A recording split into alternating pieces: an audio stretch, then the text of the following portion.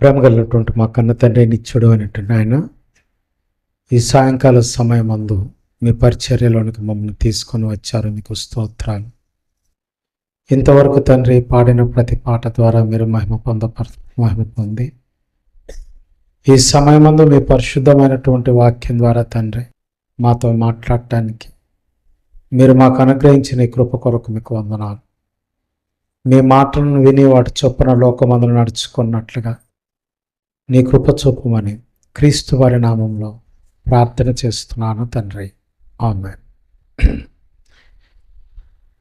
ప్రియమైనటువంటి దేవుని సంగమా, భూమి మీద మనిషి అన్నింటినీ పరిశోధించటం నేర్చుకున్నాడు, పరిశీలించటం నేర్చుకున్నాడు. కానీ మనిషి పరిశీలించక ఉంది గనక తిన్నాను, దొరికింది గనక తొడుక్కున్నాను, లేకపోతే నా వరకు వచ్చింది గనక, నా చేతికి దొరికింది గనక నేను దాన్ని అనుభవించాను అన్నట్లుగా తన జీవితాన్ని అన్ని విషయాలలో గడపడం లేదు. ఎలా గడుపుతున్నాడు అన్నటువంటి విషయాన్ని మనం ఆలోచిస్తే, త్రాగే నీరు చాలా స్వచ్ఛమైనటువంటి నీరై ఉండాలనుకున్నాడు. తినే ఆహారం కూడా చాలా పరిశీలించి ఆరోగ్యవంతమైనటువంటి ఆహారం, ఏమి తింటే నాకు మంచి ఆరోగ్యం కలుగుతుందని ఆహారాన్ని, ఆ వస్తువులన్నింటిని కూడా పరిశీలించి ఇంటికి తెచ్చుకొని వాటిని జాగ్రత్త చేసుకుంటూ ఉంటాడు. వేసుకునే వస్త్రాలను కూడా నాణ్యమైనవా కావా అని ఆలోచిస్తూ ఉంటాడు. అంటే భోజనం నాణ్యమైనది కావాలి, వస్త్రాలు నాణ్యమైనవి కావాలి, త్రాగునీరు నాణ్యమైనవి కావాలి, మెరుగైనటువంటి విద్య కావాలి, చాలా మెరుగైనటువంటి వ్యవహారాలన్నీ కూడా భూమి మీద కావాలి. మరి ఇన్ని రకాలుగా మనిషి మంచిది, లేకపోతే విలువైనది, లేకపోతే చాలా స్వచ్ఛమైనది కావాలనుకుంటున్నటువంటి మనిషి దేవుని కోసం, దేవుని బోధ, దేవుని వాక్యం, దేవుని కొరకైన ప్రణాళిక, దేవుని కొరకైనటువంటి జీవితం అనేసరికి మాత్రం ఎంత మాత్రం కూడా ఒక ప్రణాళికాబద్ధంగా ఈ జీవితాన్ని జీవించాలని మాత్రం ఆలోచించటం లేదు. దేవుడిని నమ్మాను కనుక చర్చికి వెళ్తానంటాడు, దేవుడంటే ఇష్టం కనుక చర్చికి వెళ్తానంటాడు.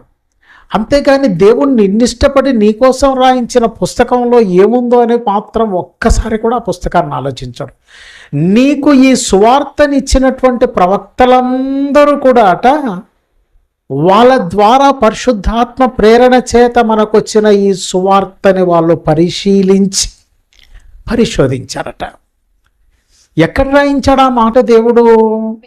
మనకివ్వబడ్డటువంటి ఈ సువార్త, మనకివ్వబడ్డటువంటి ఈ లేఖనం ప్రవక్తలట పరిశోధించి, అంటే ప్రవక్తల వలన పరిశీలించబడ్డటువంటి వాక్యం, తర్వాత ప్రవక్తల వలన పరిశోధించబడ్డటువంటి వాక్యం, బెరయ పట్టణస్థుల వలన లేఖనం ప్రతిదినము పరిశోధింపబడుతున్నటువంటి సంఘటన. మరి ఈరోజు మనం ఎప్పుడైనా బైబిల్ పట్టుకున్నప్పుడు ఆ బైబిల్ని పరిశీలనాత్మకంగా బెరయ పట్టణస్థులు చదివినట్లుగా ప్రతిరోజు కూడా ఆ బైబిల్ని పరిశోధించుచూ చదివేటటువంటి నేర్పరితనం మనం ఎప్పుడైనా నేర్చుకున్నామా? ఇంట్లో నీళ్లు తాగాలంటే ఒక చక్కటి చిన్న మినరల్ వాటర్ ప్లాంట్ పెట్టుకున్నావు, పైకి ట్యాంకులోకి నీళ్ళు ఎక్కుతున్నాయి, అక్కడి నుంచి ఇంట్లోకి కిందకి నీకు మినరల్ చిన్న ప్లాంట్లోకి వస్తున్నాయి, ఓ చిన్నది. దాంట్లో నుంచి నువ్వు తాగేటటువంటి నీరు ఓఆర్ఆరా, లేకపోతే దాంట్లో ఉన్న మినరల్స్ అన్నీ కూడా ఉన్నాయా లేవా, ఇది స్వచ్ఛందంగానే ఉందా, స్వచ్ఛంగా ఉందా లేదా అని ఆలోచిస్తూ ఉంటావు. త్రాగునీరు విషయంలో బయట కూడా ఏమని రాస్తారంటే ప్రభుత్వాలు, ఇది పరిశుభ్రమైన త్రాగునీరు అని రాస్తారు. అంటే త్రాగునీరు అనేసరికి పరిశుభ్రమైంది కావాలి. కానీ మనిషి ఈ భూమి మీద నుంచి పరలోకానికి వెళ్ళాలంటే మాత్రం ప్రియమైన దేవుని వర్లారా, వాళ్ళ జీవితానికి ఒక పరిశుభ్రత లేదు, పరిశుద్ధత లేదు, పరిశీలన లేదు. అంతే కదా. పరలోకం పోవాలంటే పరిశుభ్రత అవసరమా? పరలోకం పోవాలంటే పరిశీలన అవసరమా? పరలోకం పోవాలంటే పరిశోధన అవసరమా? మరి పరిశీలన అవసరం లేకపోతే నువ్వు ఈరోజు చదువుకునే వాక్యాన్ని ప్రవక్తలు నీకంటే ముందే ఎందుకు పరిశీలించారు? ఒకసారి మీరు మీ బైబిల్ విప్పితే పేతురు గారు రాసిన మొదటి పత్రిక మొదటి అధ్యాయము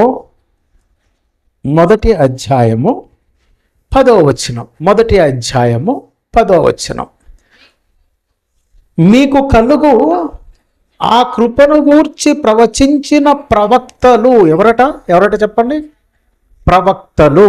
అంతేనా? మీకు కలుగు ఆ కృపను గూర్చి ప్రవచించినటువంటి ప్రవక్తలు ఈ రక్షణను గూర్చి పరిశీలించుచు, ఆలోచించాలి. ఈ రక్షణను గూర్చి పరిశీలించుచు అంటే నువ్వు పొందిన రక్షణను ఎప్పుడూ పరిశీలించుకోవాలా? పౌలు గారు హెబ్రీ పత్రికలో ఏమని రాశాడు? ఇంత గొప్ప రక్షణను నిర్లక్ష్యము చేసిన ఎడల మనము ఎలాగు తప్పించుకుంటాము?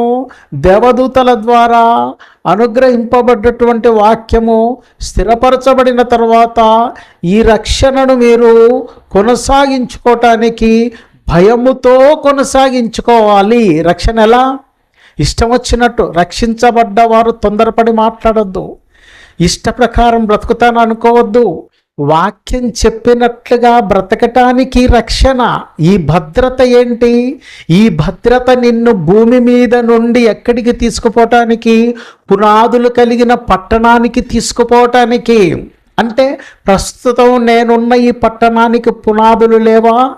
నా ఇంటికి పునాదులు లేవా? భూమి మీద ఏ కట్టడం కట్టుకున్నా పునాదులు లేవా?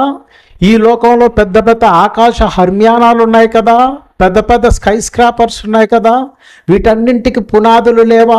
మరి దేవుడు మళ్ళీ కొత్తగా పునాదులు కలిగిన పట్టణం అంటున్నాడు.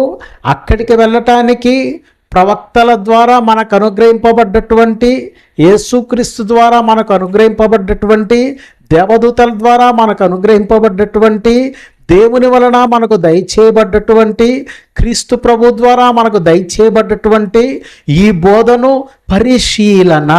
ఏమన్నాడు చెప్పండి అక్కడ?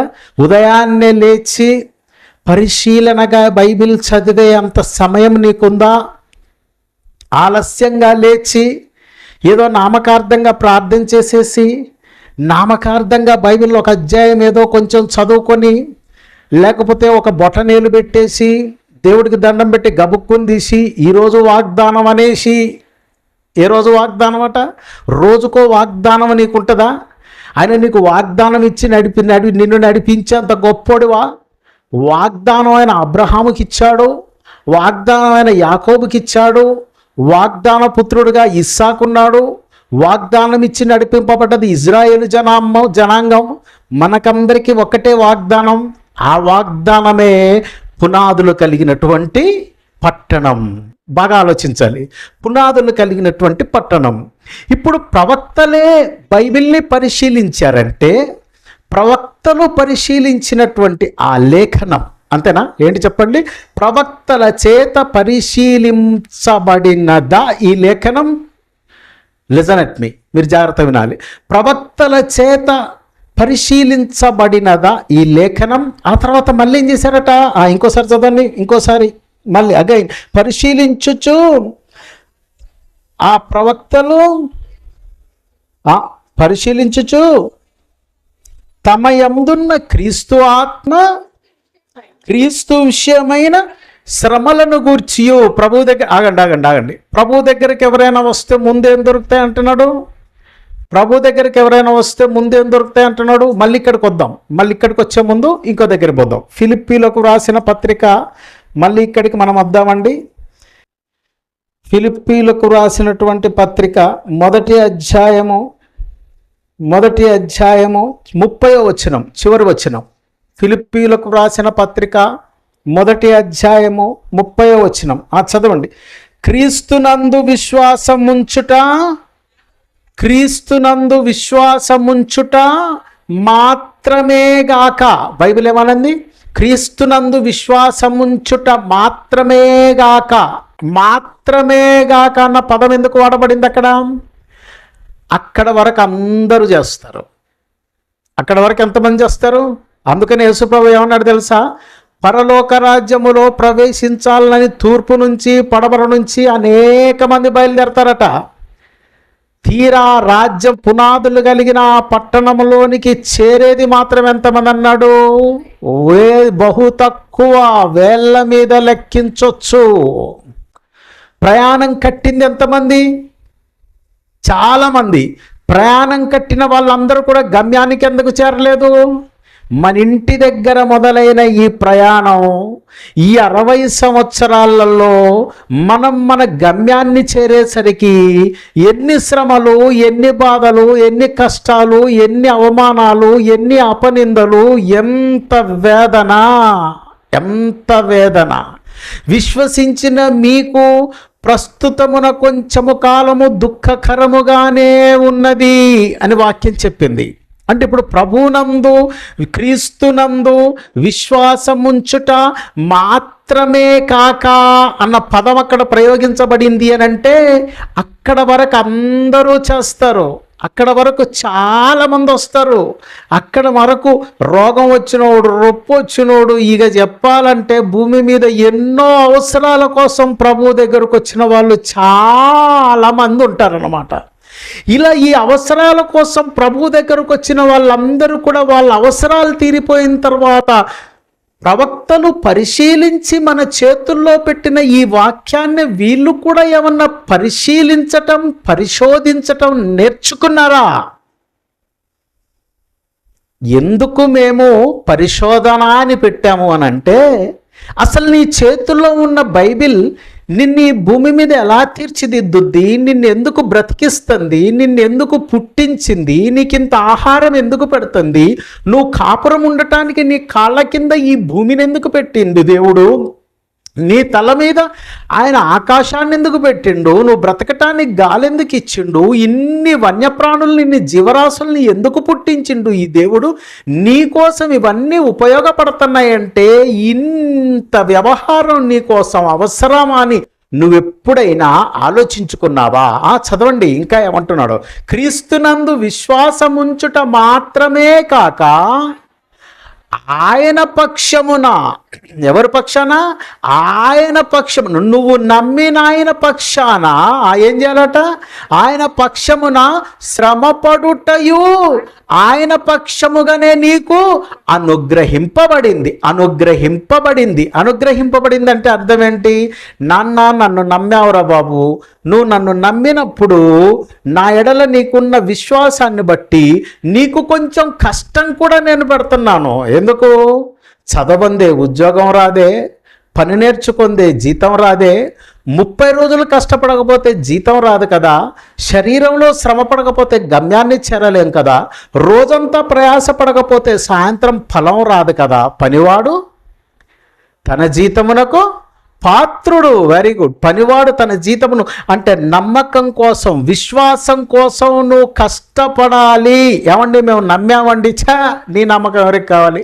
నమ్మకం వేరు, విశ్వాసం వేరు. చాలామంది అంటారు నమ్మకం విశ్వాసం ఒక్కటే అంటారు. నమ్మకం విశ్వాసం ఒక్కటే అయితే ఇప్పుడు దయ్యం నమ్మింది, దయ్యం విశ్వసించింది అని బైబిల్ ఎక్కడనుందా? ఉందా? దయ్యము విశ్వసించింది అని బైబిల్లో ఎక్కడనుందా? ఏమనున్నది? దయ్యములు కూడా నమ్మి వణుకుచున్నవి. ఎందుకు వణుకుచున్నవి? అవి నమ్మిన ప్రభు ఎంత శక్తిమంతుడో దయ్యాలకు తెలుసు. కానీ దయ్యాలు నమ్మినటువంటి ప్రభువు ఎంత శక్తిమంతుడో విశ్వసించిన మనిషికి మాత్రం తెలియదు. విశ్వసించిన వానికి దేవుని కార్యాలున్నాయి, నమ్మిన దయ్యాలకు మాత్రం దేవుడంటే భయం ఉంది, కానీ దేవుని కార్యాలు మాత్రం వాటికి లేవు. ఓకే అన కదా? అంటే ఇప్పుడు దయ్యాలకేం లేవు, దేవుని పనులు లేవు. అది సువార్త ప్రకటించలేదు. అది సువార్త ప్రకటించే అవకాశం దానుకుంటే అదొక్కటి చాలు మనల్ని చెంపలు కొట్టి సువార్త చెప్పడానికి. దేనికి మొక్కుతున్నావురా ఫూల్, ఊరి సన్నాసి ఏమంటది?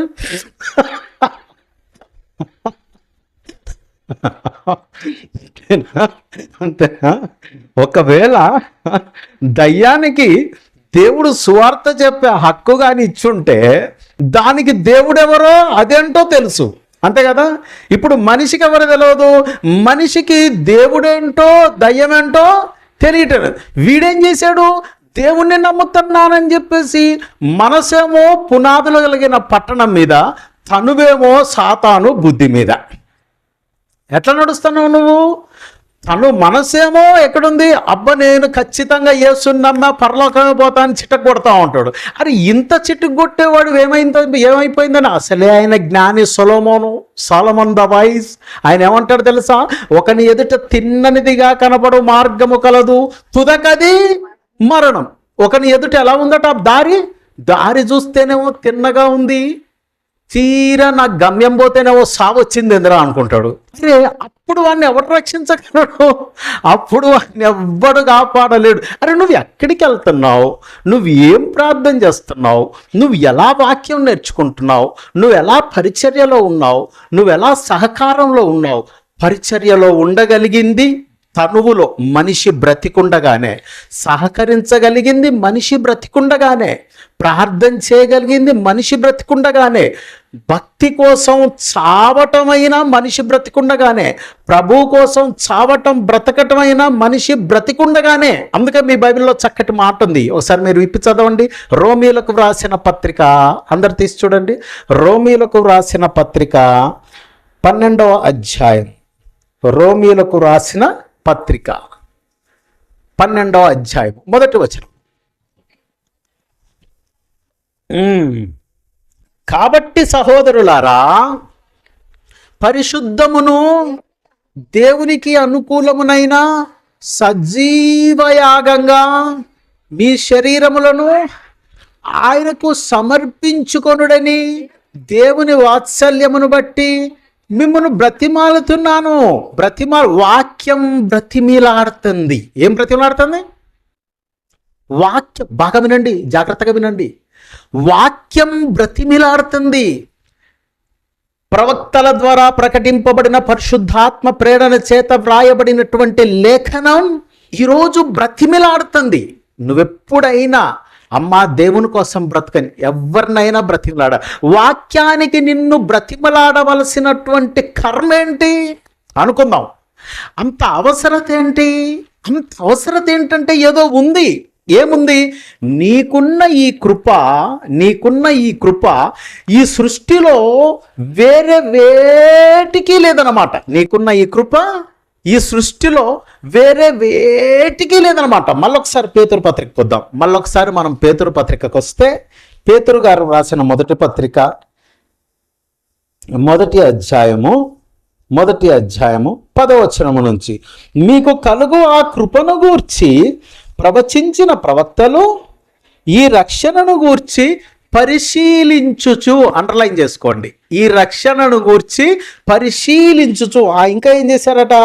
తమ యందున్న క్రీస్తు విషయమైన శ్రమలను గూర్చి, ముందేంటట? ముందు శ్రమ, తర్వాత భాగ్యం, మహిమ. పూర్వం పెద్దలు అనేవాళ్ళు, ఒరే ముందు పని తర్వాత భాగ్యం. అంటే ముందు పని దొరికితే అయిపోయినట్టే. ఏముంది? పని దొరికిందంటే అర్థం ఏంటి? పని దొరికిందంటే దాని తాలూకు భాగ్యం కూడా దొరుకుద్ది. క్రీస్తునందు విశ్వాసం దొరికిందంటే శ్రమ దొరికినట్టే. అబ్బో మేము రావండి అంటారా? రావండి అని అంటారా? ఆయన ఈ లోకానికి వచ్చినప్పుడు ఏమనుకున్నాడట? శ్రమ పడటానికి వచ్చాడా, సుఖపడటానికి వచ్చాడా? రాజుగా చేస్తామంటే ఒప్పుకున్నాడా, వద్దురా బాబాని తిరస్కరించాడా? ఎందుకు తిరస్కరించాడు? మీకోసం శ్రమ పడటానికి వచ్చా, ఈ శ్రమ తర్వాత నేను మహిమపరచబడతా, అంతేనా? ఈ శ్రమ తర్వాత నేను ప్రభు దగ్గరకు వచ్చావు, నువ్వు ముందు ప్రభువు కోసం శ్రమ పడాలి. అబ్బా భలే బాగుంది కదా. ఏంటి? నువ్వు ముందు ప్రభువు కోసం శ్రమ పడాలి. ఇప్పుడు దయ్యాలు యేసుప్రభుని అంటే కదా, సర్వోన్నతుడైనటువంటి దేవుని కుమారుడా, మాతో నీకేం పని అంటే, నీకు నాకు కుదరదు. ఎందుకు? నీ పని నేను చేయను, నా పని నువ్వు చేయవు. కానీ మనిషి ఏం చేయాలా? అరే చెప్పండి, మనిషి ఏం చేయాలా? దేవుడి దగ్గర పోయి, ప్రభువా నేను చర్చికి వస్తా కానీ నీ పని చెయ్యా, అని అంటావు ఆయనతోని అన్నావు కదా. అలాగంటే ఎవరన్నట్టు ఇప్పుడు దయ్యం ఏమంటుంది, మాతో నీకేం పని అంటే దేవుడికి దయ్యంతో పని లేదు, దయ్యానికి దేవుడి పని లేదు, అంతేనా కదా. ఇప్పుడు మనిషికేముంది, మరి మనిషికేముంది, ఆయన కోసం శ్రమపడే పని ఒకటి ఉంది, ఆయన కోసం సువార్త చెప్పే పని ఉంది. సువార్తలో సమాజం నిన్ను నిందించినప్పుడు నువ్వు ఓపిక పట్టే పని నీకుంది. కుడి చెంప మీద కొడితే ఎడమ చెంప తిప్పే పని నీకుంది. నీ పై వస్త్రాన్ని తీసుకుపోతే అంగీ కూడా ఇచ్చేసే పని నీకుంది. ఆయన్ని నమ్మినందుకు నిన్ను నష్టపరిస్తే నష్టపోయే పని నీకుంది. ఆయన కోసం సహకారుడిగా ఉండే పని నీకుంది. ఆయన కోసం ప్రకటించే పని నీకుంది. బాగా చెప్తున్నాను, గుర్తుపెట్టుకోండి. ఇది ఎంత పరిశీలనగా వాళ్ళు ఎంత పరిశోధించి మనకున్నది ఎవరికీ లేదని ఎటువంటి స్టేట్మెంట్ ఇస్తారంటే, ఎంత చక్కటి స్టేట్మెంటు. చదవండి. ఆ తర్వాత ఏమంటున్నాడు, శ్రమలను గూర్చియు వాటి తరువాత కలుగబోవు మహిమలను గూర్చియు ముందుగా సాక్ష్యమిచ్చినప్పుడు ఆత్మ ఏ కాలమును ఎట్టి కాలమును సూచించవచ్చునో దానిని విచారించి పరిశోధించిరి. మళ్ళీ ఏం చేశారట, దానిని విచారించి పరిశోధించిరి. ఎందుకు పరిశోధించారట, అరే దేవుని ఆత్మ ప్రేరేపించి మనల్ని ఈ సమాజానికి ఇంత వాక్యం చెప్పిస్తుంది కదా, ఈ వాక్యం అంతటి వలన అసలు దేవుని ప్రణాళిక ఏంటి అంటే, సర్వలోకములోనికి ఆయన న్యాయ విధి వెళ్ళిపోవాలి, సర్వలోకములోనికి ఆయన సువార్త వెళ్ళిపోవాలి. అలా ఈ సువార్త వెళ్ళిపోవటానికి దేవుడు ముందుగా ఎవరిని వాడుకున్నాడు, ప్రవక్తలు చక్కటి పునాదిని వేశారు, అపోస్తలులు చక్కటి పునాదిని వేశారు, పునాది మీద కట్టబడ్డ ఆ పట్టణంలోనికి నిన్ను పిలిచారు. అబ్బా ఏంటి చెప్పండి, పునాది మీద కట్టబడ్డ ఆ పని. ఏం పునాది అంటే ఇటుకలు, సిమెంటు, రాయి, కంకర, ఇసుక అనుకుంటున్నారా? మన ఇంటికి వేసే తాజ్మహల్ని కట్టినవాడు కూడా వాడింది రాయే, మట్టే. తాజ్మహల్ అనగానే అబ్బా గొప్ప కట్టడం అని పోతూ ఉంటారు. ఎవడన్నా ఈ భూమి మీద అటెళ్ళి సమాధిని చూసొద్దామరా అని వెళ్తాడు ఊరవతాలకి. మన ఊరవతాల సమాధులు లేవా? ఉన్నాయా లేవా? మన ఊళ్ళో సమాధులు లేవా? అగో మా ఇండ్ల వెనకాల చర్చ్ వెనకాల ఎన్ని సమాధులు ఉన్నాయి చూసారా? అవన్నీ ఏంటట, సమాధులు. ఎవడైనా సమాధిని చుట్టానికి వెళ్తాడా? తాజ్మహల్ని చుట్టం అంటే అర్థమేంటి చెప్పండి? తాజ్మహల్ని చుట్టం అంటే అర్థమేంటి? సమాధిని చుట్టం. కాకపోతే డబ్బులు ఉన్నాయి కనుక డబ్బులున్నోడు సమాధిని ఎట్లా కట్టిండు? ఓ విలువైన రాళ్లతోని ఒక గొప్ప కట్టడంగా, టూరిస్టార్ ప్లేస్ అయ్యేటట్టుగా అందరు అక్కడికి వచ్చి ముంతాజ్ షాహాన్ల ప్రేమను చెప్పుకునేటట్టుగా, అంటే ప్రేమను చెప్పుకున్నంత మాత్రాన వాళ్ళు బ్రతికున్నట్లా చెప్పుకోవటానికే ఉపయోగం తప్ప, అంతేనా కదా? అవి దేవుని ఎదుట మాత్రం చిరస్మరణీయం ఎప్పటికీ కానే కావు. ఇప్పుడు మనం ఆలోచిస్తే ప్రవక్తలట పరిశోధించారట. ఏమని? వాళ్ళు పరిశోధించితే వాళ్ళకు ఒక విషయం తెలిసిందట. ఏం తెలిసిందట? దాంట్లో చివరి లైన్ ఏమని ఉన్నదంటే, సరే 12వ వచనము, పరలోకము నుండి పంపబడిన పరిశుద్ధ ఆత్మ వలన మీకు సువార్త ప్రకటించిన వారి ద్వారా మీకిప్పుడు తెలపబడిన ఈ సంగతుల విషయమై తమ కొరకు కాదు గాని మీ కొరకే తాము పరిచర్య చేసిరను సంగతి వారికి బయలుపరచబడెను. ఆ తర్వాత దేవదూతలు ఈ కార్యములను తొంగి చూడగోరుచున్నారు. అబ్బా నరుడా, ఏమి నీ భాగ్యం, ఎంత భాగ్యం. దేవదూతలు ఏం చేస్తున్నాయట? దేవుడు మనుషులకు పెట్టిన పనులను, దేవుడు మనుషులకు పెట్టిన తన పను, దేవుని పనిలోనికి రండి. ఇంట్లో పెళ్ళి ఉందా? మానేసి దేవుని పనికి రండి. వ్యాపారం ఉందా? మానేసి దేవుని పనికి రండి. ఇంట్లో సావు ఉందా? అది కూడా తొందరగా అవగొట్టుకోనో లేకపోతే టైం ఉంటే దేవుని పనికి వచ్చి మళ్ళీ సావుకు పోండి. హాస్పిటల్కి పోయి రోగిని చూడాలా? ముందు దేవుని పనికి వచ్చి తర్వాత పోయి రోగిని చూడండి. అంటే నీ జీవితంలో దేవుని పని, దేవుని సహకారం, దేవునిలో ఉండే సహవాసంలో ఉండని ఎందుకు పిలుస్తున్నామంటే దేవదూతలే ఈ పనులని తొంగి చూస్తున్నారంటే అర్థం ఏంటి? భూమి మీద దేవుని పిల్లలకున్న ఆ పనుల కొరకు వాళ్ళు తొంగి తొంగి తొంగి తొంగి ఎవరు చేస్తున్నారు ఎవరు చేస్తున్నారు ఎవరు చేస్తున్నారు ఎవరు చేస్తున్నారు ఈ పని? ఎవరు చేయాలి ఈ పని? ఎవరు చేయాలి ఈ పని? అటు దయ్యం చేయలేదు, ఇటు దేవదూతలు చేయలేరు. ఇకపోతే ఈ పని చేయాల్సిన పునాదులు కలిగిన పట్టణంలోనికి పోవటానికి భూమి మీద పని. ఇందాక నేను అన్నాను కదా, ముందు శ్రమ, శ్రమ వెనుక కలగబోవు మహిమలు. అంతేనా?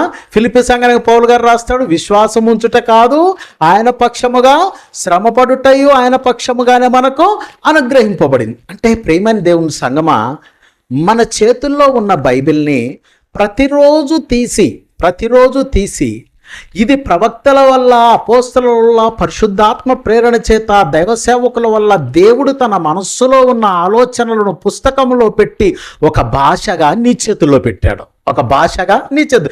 ఇప్పుడు అది చదవడం వల్ల, ఒక భాషాపరంగా నువ్వు చదవడం వల్ల అది నీకేమైపోతుంది అని అంటే, దేవుడు చక్కగా అర్థమవుతున్నాడు. దేవుడు రమ్మన దగ్గరికి నువ్వు పోవటానికి నీకు మంచి దారి దొరుకుతున్నారు. అంటే ప్రవక్తలు వాక్యాన్ని పరిశోధించారు, బెరయ పట్టణపు సంఘస్థులు వాక్యమును పరిశీలించారు, ఎజ్రా కాలంలో వాక్యమును పరిశీలించారు. అవునా కదా? ఇలా మనం చూస్తే ప్రతి ప్రవక్త కాలములో దేవుని వాక్యము పరిశీలించబడింది. ఆ పరిశీలించబడ్డటువంటి వాక్యము, పరిశోధించబడ్డటువంటి వాక్యము నీకు ఒక చక్కటి కృపనిచ్చిందనమాట. నీకేమిచ్చింది? ఒక చక్కటి కృప, ఒక మంచి కృప. ఇందాక అన్నాడు కదా, మీకు కలగబోవు ఆ కృపను గూర్చి అన్నాడు కదా. ఆ కృప ఏంటట? ఆ కృప బైబిల్ విప్పి చూసుకుందాం. ఆ కృప ఏంటో ఎఫెసీయులకు రాసిన పత్రిక, పౌలు గారు ఎఫెసీయులకు రాసినటువంటి పత్రిక 2వ అధ్యాయము, పౌలు గారు ఎఫెసీయులకు రాసినటువంటి పత్రిక 2వ అధ్యాయము 19-20 వచనాలు. 2వ అధ్యాయము 19 నుంచి 19. కాబట్టి మీరిక మీదట పరజనులను పరదేశులునై ఉండక, ఆగండి, ఇక్కడ ఆలోచించాలి. విడిపోయినట్టుగా వాక్యం రాసింది అక్కడ, అంతే కదా? ఎలా రాసింది? విడిపోయినట్లుగా. ఎవరి నుంచి విడిపోయామంట మనం? కాబట్టి మీరిక మీదట పరజనులను అన్నాడంటే, అరే మేమెప్పుడు పరజనులు ఎప్పుడన్నా అనుకున్నారా? ఆ తర్వాత ఏమంటున్నాడు? పరదేశులునై ఉండక, అరే మేమెప్పుడు పరదేశులం? ఆ తర్వాత ఏమంటున్నాడు? కాబట్టి మీరిక మీదట పరజనులను పరదేశులునై ఉండక పరిశుద్ధులతో ఏక పట్టణస్థులను. ఒక్కటే పట్టణం రా బాబు మనది. భూమి మీద ఎన్ని పట్టణాలు ఉన్నాయి? హైదరాబాదు, సికింద్రాబాదు, కలకత్తా, ముంబై, చెన్నై, విజయవాడ, గుంటూరు. అంతేనా? ఎన్ని పట్టణాలు ఉన్నాయి? చాలా పట్టణాలు ఉన్నాయి. అంతేనా? భూమి మీద చాలా పట్టణాలు ఉన్నాయి, కానీ పరిశుద్ధులకు మాత్రం ఒకటే ఒక పట్టణం ఉన్నదట. అబ్బా, భలే బాగుంది కదా! ఆ పట్టణంలో, ఆ ఒక్క పట్టణంలోనే ఎంతమంది ఉండాలా? విశ్వసించిన వాళ్ళందరూ ఆ ఒక్క పట్టణంలోనే ఉండాలా? ఏంటి చెప్పండి? విశ్వసించిన వాళ్ళందరూ ఆ ఒక్క పట్టణంలోనే ఉండాలా? దాంట్లో ఎవరుంటారని చెప్తున్నాడు? కాబట్టి మీరిక మీదట పరదేశులను పరజనులనై ఉండక పరిశుద్ధులతో, అంటే అది పరిశుద్ధులు ఉండే పట్టణం. యేసుప్రభు భూమి మీద ఉన్నప్పుడు ఒక పట్టణం గురించి చెప్పాడు. అదేం పట్టణం అన్నమాట? ఎంత మాత్రము మీరు ఒట్టు పెట్టుకోబాకండి, అమ్మ తోడు నీకు దండం పెడతా అంటాడు వీడు. ఏమంటాడు? ఏం పెడతాడట వీడు? ఎవరితో? అమ్మ తోడు నీకు. క్రైస్తవుడట అమ్మ తోడు, అయ్య తోడు, దండం పెడతా, ఒట్టు, ప్రామిసు నైజాంత బై, ఏ పూర నైజాంత. క్రైస్తవుడు మాట ఎట్లుండాలని యేసుప్రభు చెప్పిండు? నీ మాట అవునంటే అవును, కాదంటే కాదు. వీటికి మించి పుట్టిన ఒట్టు దుష్టుల నుండి పుట్టిన ఫట్టు. ఇక నువ్వు దెబ్బకి అర్థమైందా? వీటికి మించి నువ్వు ఒట్టు అన్నావంటే ఆ దెబ్బతో నువ్వు దుష్టుని వల్ల ఫట్టు, వెంటనే దుష్టుడు వచ్చేస్తాడు. నువ్వు అనుకుంటావు నేను భక్తున్నే అనుకుంటావు, వాడేమనుకో నువ్వు ఒట్టు అన్నావు కదరా అందుకే నేను వచ్చా అంటావు. ఎందుకు? ఒట్టు వద్దు, ఒట్టు అన కదా, ఒట్టొద్దు. ఏమన్నాడు ఆయన? మీరెంత మాత్రమును ఒట్టు పెట్టుకోవద్దు. అక్కడ ఏమన్నాడు తెలుసా? మీరు మాట్లాడితే దేని తోడనొద్దు? యెరూషలేము తోడనొద్దు. ఏమన్నాడు? ఇజ్రాయేలీలతోనూ వాళ్ళతోనే ఆ రోజుల్లో బోధ వినటానికి వచ్చిన వాళ్ళతోనూ మీరు యెరూషలేము తోడని అనొద్దు. ఎందుకు అనొద్దు? అది మహారాజు పట్టణం రా బాబు, అది దావీదు పట్టణం. దానికి ఏమని పేరుంది? అది దావీదు పట్టణం. దావీదు పట్టణం మీద నీ పెత్తనం ఏంది నువ్వు ఒట్టు పెట్టడానికి? నీ మీద నువ్వు ఒట్టు పెట్టుకుంటేనే వాక్యం ఒప్పుకోలేదు. ఎందుకు ఒప్పుకోలేదు వాక్యం? ఒట్టు అని నువ్వు అనడానికి ఎందుకు ఒప్పుకోలేదు వాక్యం? అంటే నువ్వు నీ సొత్తు కాదు, నువ్వు విలువ పెట్టి కొనబడినవాడు. కాబట్టి నీ దేహముతో దేవుణ్ణి మహిమపరచరా అంటే ఇచ్చే వస్తువు కోసం ఒట్టు, తీసుకున్న బాకీ కోసం ఒట్టు అంటున్నావా?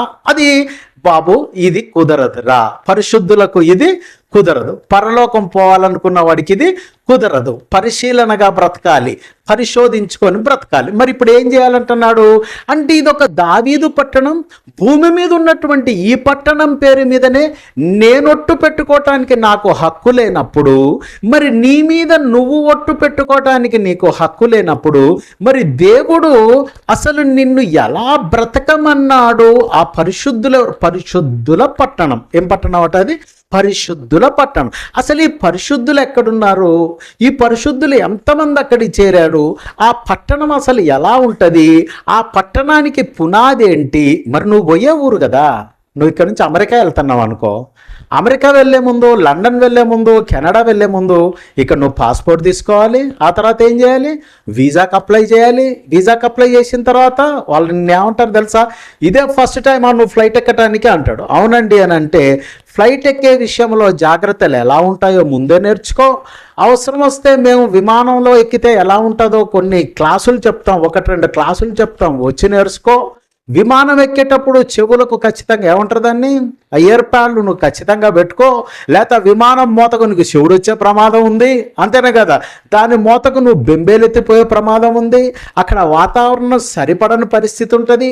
ఈ దేశం నుంచి భూమి మీద ప్రయాణమే, భూమి మీద నుంచి ఈ దేశం నుంచి ఇంకో దేశానికి వెళ్ళాలంటేనే అక్కడికి నువ్వు వెళ్ళిన తర్వాత నీ ఆరోగ్యానికి నువ్వు రోజు వేసుకునే మందులు అక్కడ దొరుకుతాయో లేవో. కాబట్టి నువ్వు ముందే మందులను కొని జాగ్రత్తగా పెట్టుకో.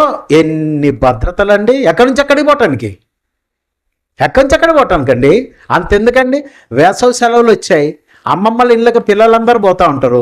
అమ్మమ్మల ఇళ్ళకి పోయేటప్పుడు మమ్మీ అమ్మమ్మ ఇంటికి పోతా అంటే బయట నుంచి బయటగా పో అంటది అమ్మ. ఎందుకన్నా అమ్మమ్మ ఇంటికి పోతా అని అనగానే ఏముంటుంది? అవునా సర్లేవే తల్లి రేపు పోదాంలే అని ఇవాళ నుంచి ప్లాన్ చేసి కొంత ఏదో చేతనైతే వండి, తర్వాత వాళ్ళ బట్టలు పెట్టి, వాళ్ళ మందు మాకలు ఏమన్నా ఉంటే పెట్టి, వాళ్ళ డైలీ నీడ్స్ పెట్టి, అన్ని భద్రతలు పెట్టి, అదిగో అక్కడ ఇట్లా ఉంటుంది. మీ తాతయ్యకు చాలా కోపం, మీ మేనమావ జరుగు బోబాకు, పక్కింటి పిన్ని దగ్గరికి పిలిస్తే తప్ప పోకు, ఇన్ని చెప్పి పిల్లల్ని పంపిస్తాం.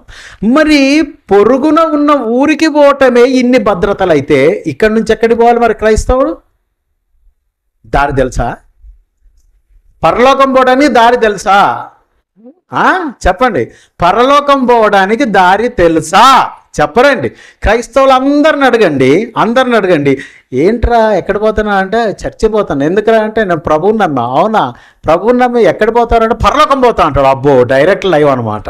ఏంటి డైరెక్ట్ టికెట్ వెళ్ళిపోవటమే అక్కడికి, అంతేనా? డైరెక్ట్ టికెట్ అక్కడికి వెళ్ళిపోయే అంత అసలు అది ఎలా ఉంటుంది ఒకసారి? అసలు ఆ లోకం ఎలా కట్టబడింది? ఎందుకో అది పరిశుద్ధుల లోకం. మనం ఉండబోయేది, మనం ఎవరితో ఉండబోతున్నాం? పరిశుద్ధులతోనే. అక్కడ మోషేతో ఉండబోతున్నాం. ఆ తర్వాత ఎవరితోనూ?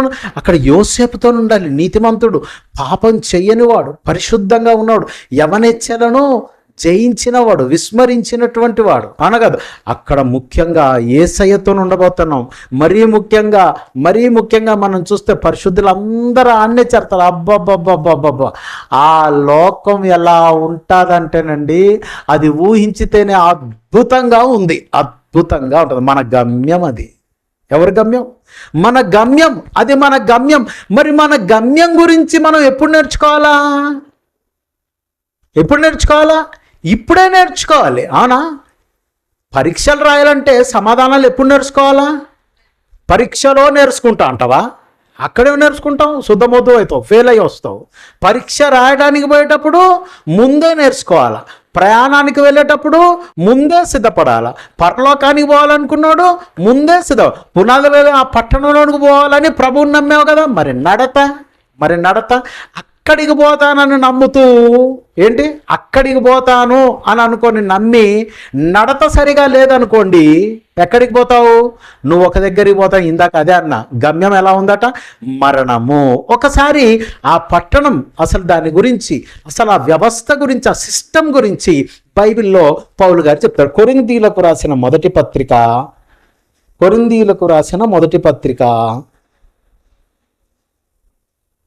3వ అధ్యాయము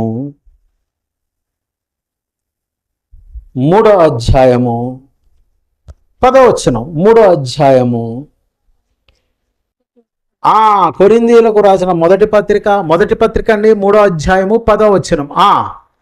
దేవుడు నాకు అనుగ్రహించిన కృప చొప్పున నేను నేర్పరి అయిన శిల్పకారుని వలె పునాది వేసి తిని. అబ్బో, ఆ పట్టణానికి పౌలు గారు ఏం చేశాడట అంటే, ఇప్పుడు మనం చదువుతున్న బైబిల్లో మనం వెళ్ళాలనుకున్న లోకం కోసం పునాది ఎవరేశారని అర్థమైంది.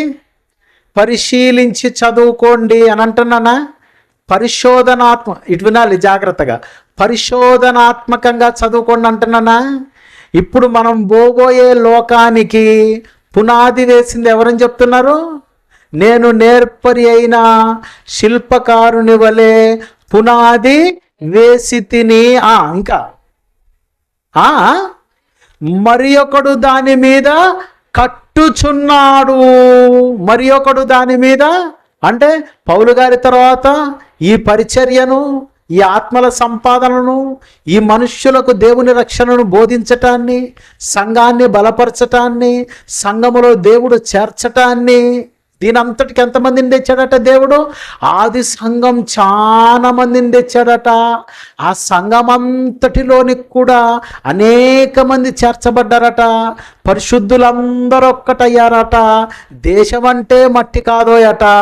దేశం అంటే అబ్బా, మీకు భలే తెలిసిపోతుంది, అంతేనా కదా? దేశం అంటే మనుషులు, అంతేనా కదా?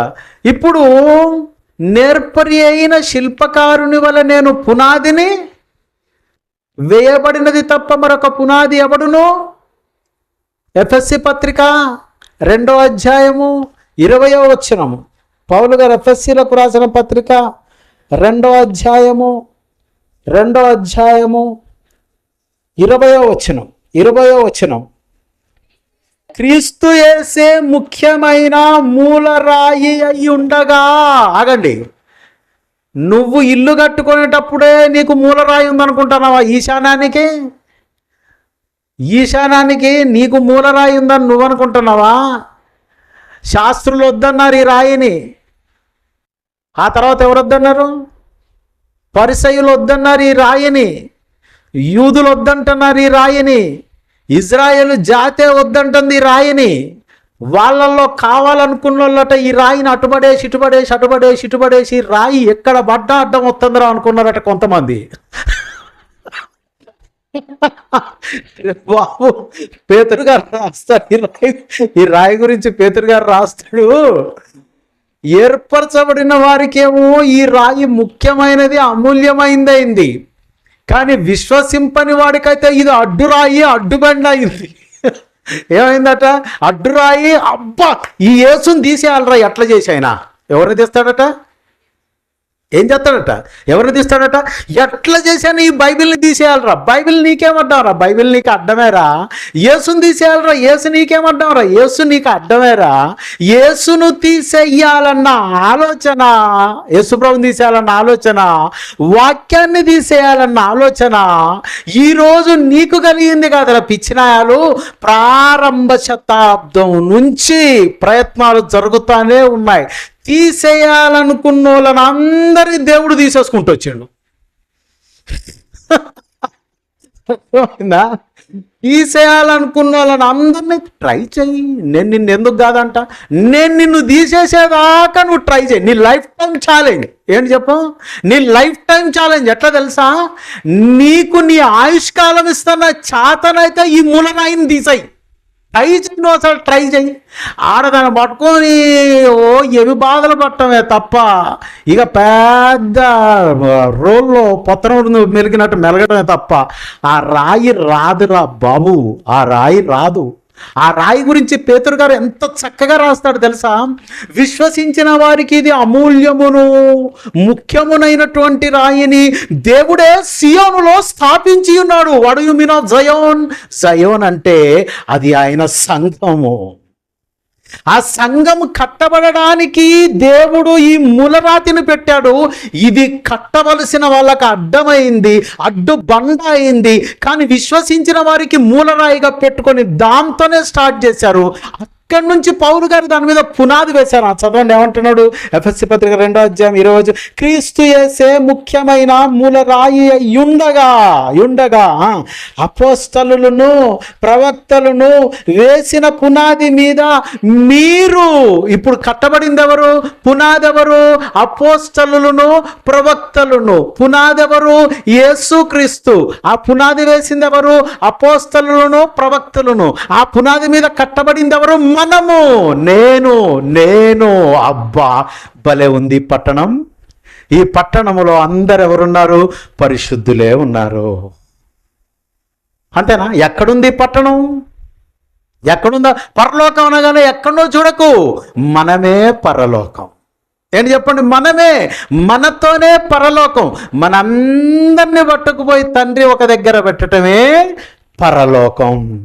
ప్రస్తుతం ఎక్కడున్నాం? మనం అందరం భూమి మీద ఉన్నాం. మనం ఎక్కడుంటే అక్కడే పరలోకం. చాలా జాగ్రత్తగా ఆలోచించండి, చాలా జాగ్రత్తగా ఆలోచించండి. మనం ఎక్కడున్నామో అక్కడే పరలోకం. ఇంకా చదవండి, ఇంకా ఏమంటున్నాడు? ఇంకా ఏమో, ప్రతి కట్టడమును ఆయనలో చక్కగా అమర్చబడి ప్రభునందు పరిశుద్ధమైన దేవాలయం ఒకటకు డెవలప్ అవుతా ఉంది అనంట. ప్రతి కట్టడమును ఆయనలో నువ్వు ఎట్లా అమర్చబడ్డావు దేవుని సంఘంలో? Think your self. నీకు నువ్వు ఆలోచించుకో. నువ్వు ఈ దేవుడు కట్టిన ఈ కట్టడం, దేవుని సంఘం అనే ఈ కట్టడంలో అపోస్తలులను ప్రవక్తలను వేసిన ఈ పునాది మీద అవునా కాదా? నువ్వు క్రీస్తు యేసు ముఖ్యమైన మూలరాయి ఉంటే, ఇదే పరిశుద్ధుల పట్టణం అయితే, ఇదే పునాదులు కలిగిన. ఇప్పుడు పునాది దేనికి ఉంది? ఇప్పుడు పునాది లోకానికి ఉందా? దేవుని సంఘానికి ఉందా? దేవుని సంఘాన్ని. ఈ పునాదిని పీకాలంటే ఎవడి వల్ల? ఈ మూలరాయిని వెరికేయాలంటే ఎవడి వల్ల? కాదు. ఇది ఎంత పెద్ద కట్టడం అయింది చెప్పమంటారా? దానియేలు పుస్తకంలో ఉన్నది సర్వభూతలమంత కట్టడం అయింది. ఇక చెప్పు నాయన, ఎక్కడైంది చెప్పు? అధికారికంగా అనధికారికంగా మొత్తం కలుపుకొని 270 దేశాలు ఉంటాయి. 270 దేశాలలో క్రైస్తవులు ఉన్నారా? అదే అంతేనా? ఇంతమంది ఇంత విస్తీర్ణంలో స్థిరపడ్డ ఇప్పుడు పునాదులు కలిగిన పట్టణం అంటేది దేనికున్నాయి పునాదులు? దేవుని సంఘానికి ఉన్నాయి. ఆ పట్టణం ఎవరు? మనమే. ఆ పట్టణంలో మనం సభ్యులు. నువ్వు దేవుని సంఘములో అంటే పరిశుద్ధుల పట్టణంలో నువ్వు సభ్యుడివి కదా.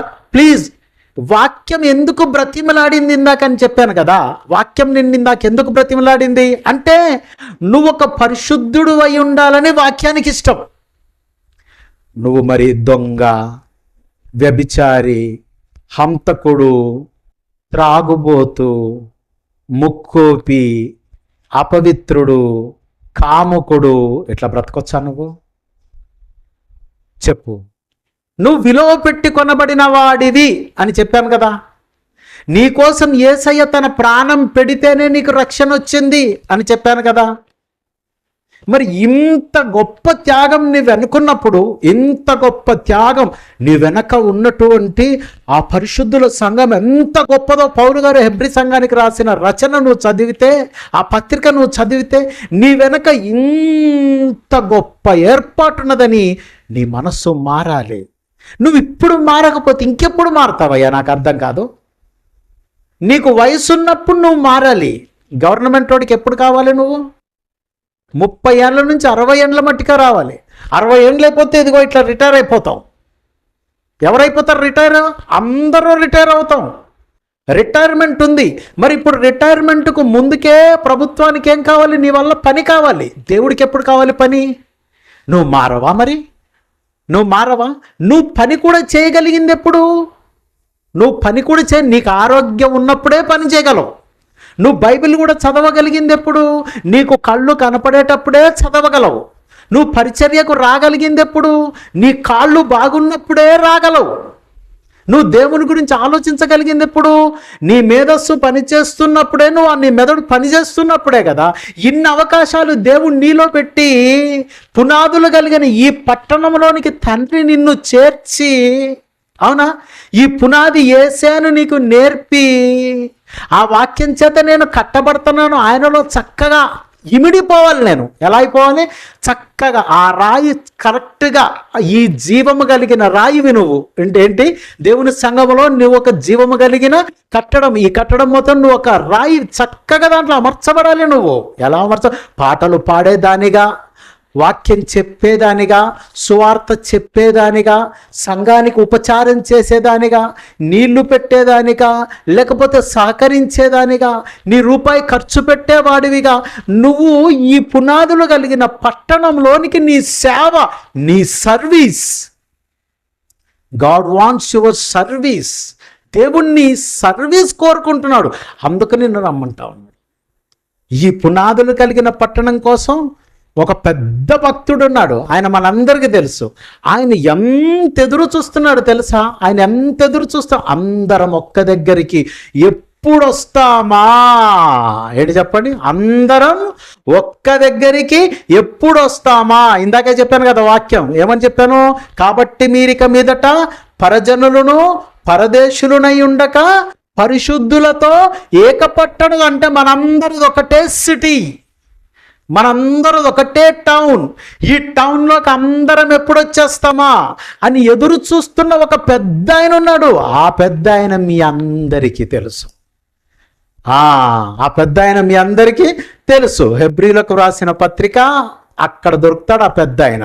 అరే ఈ పెద్ద ఆయన ఎవరు అని మీకు డౌట్ ఉంది కదా. హెబ్రీలకు రాసిన పత్రిక 11వ అధ్యాయము 10వ వచనం. హెబ్రీలకు అందరిని తీనివమ్మ లాస్ట్.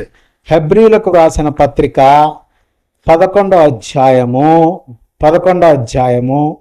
10వ వచనం చదవమ్మ. ఏలైనగా దేవుడు, ఆగండి ఇటు వినాలి. ఇప్పుడు మీరు చెప్పేస్తారు సమాధానాలు. దేవుడు దేనికి శిల్పియు? దేవుడు దేనికి శిల్పి?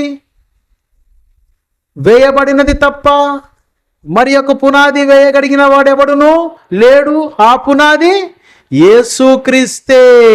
అవునా? ఇప్పుడు దేవుడు దేనికి శిల్పి?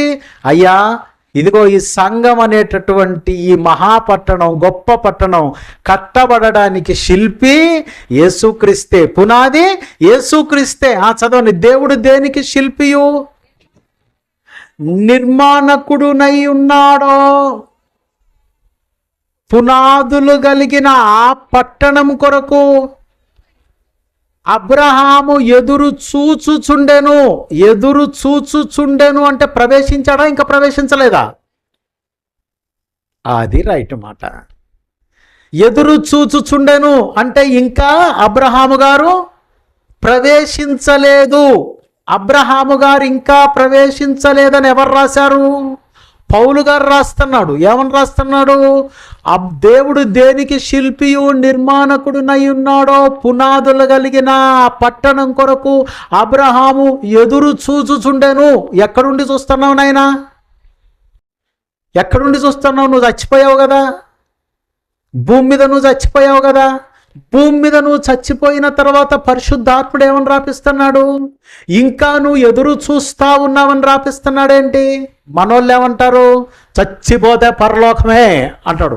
రిజర్వేషన్ మనకు ఎక్కువ ఉంది, అంతేనా?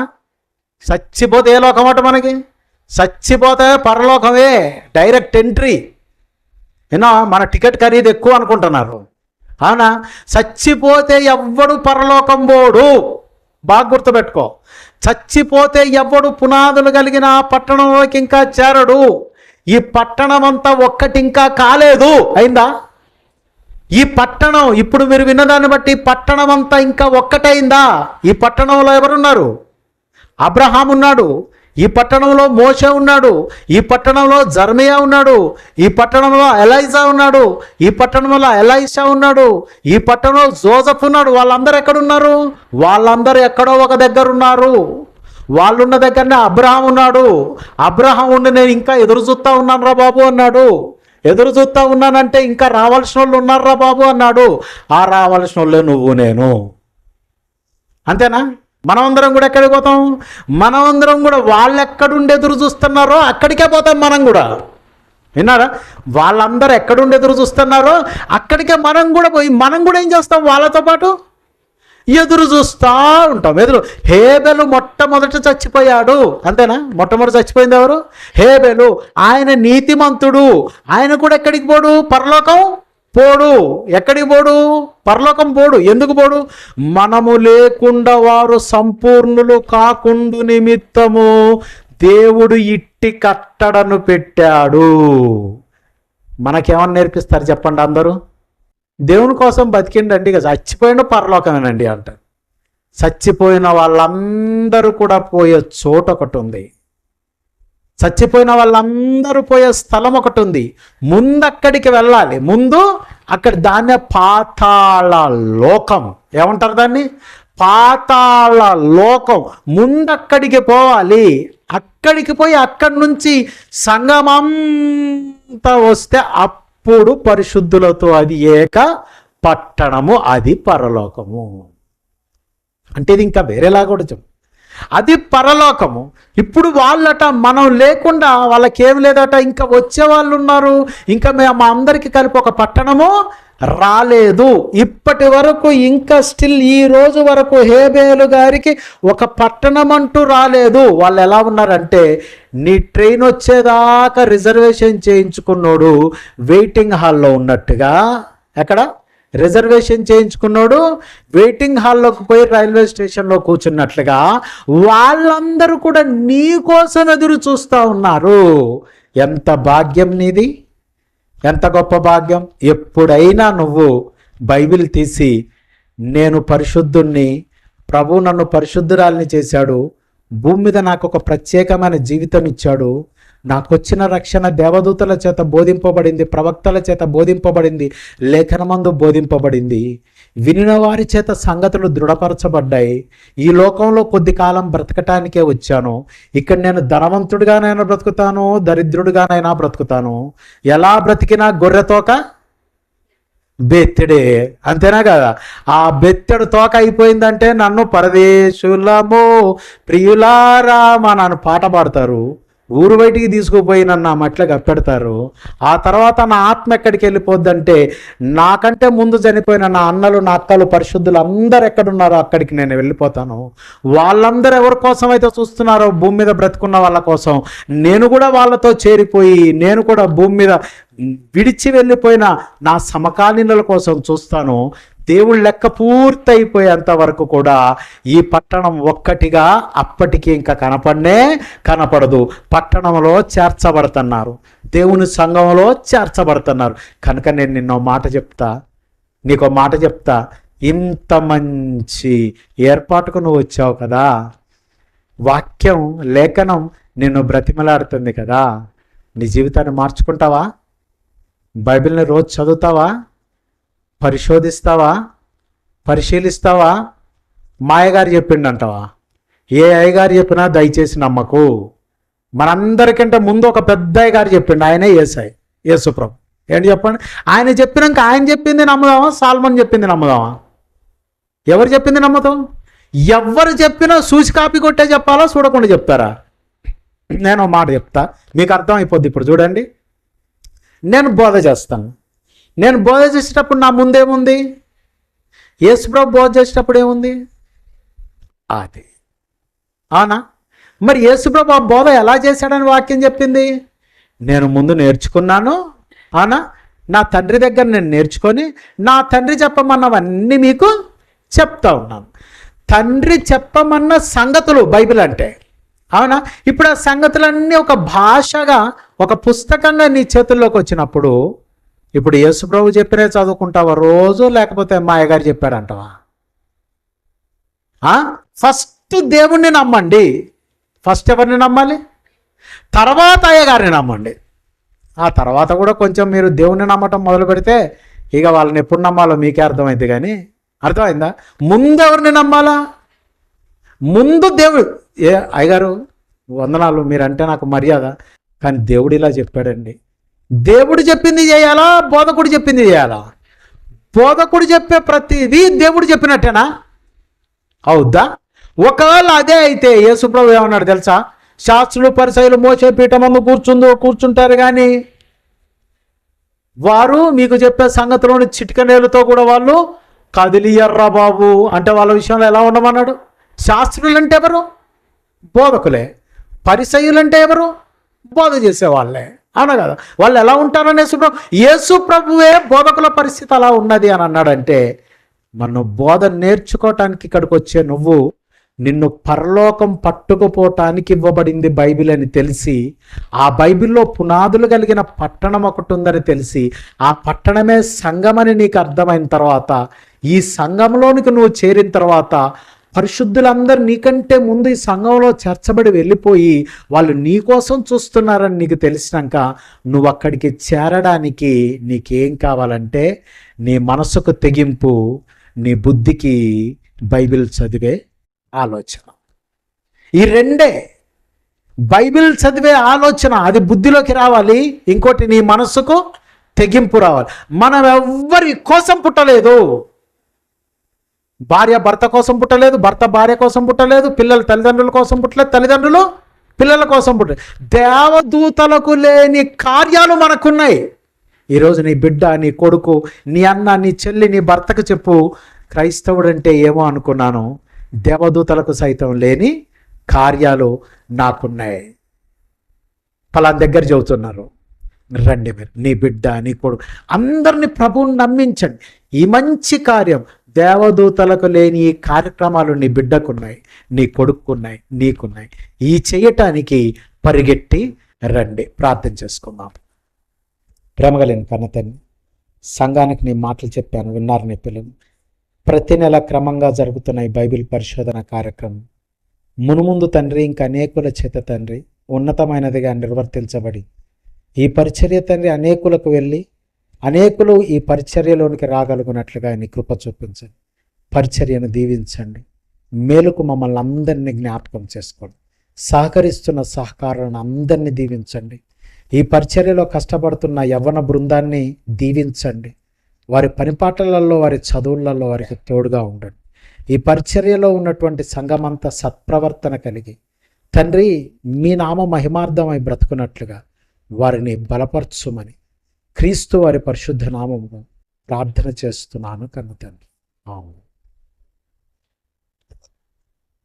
ఏమైనా చెప్తా?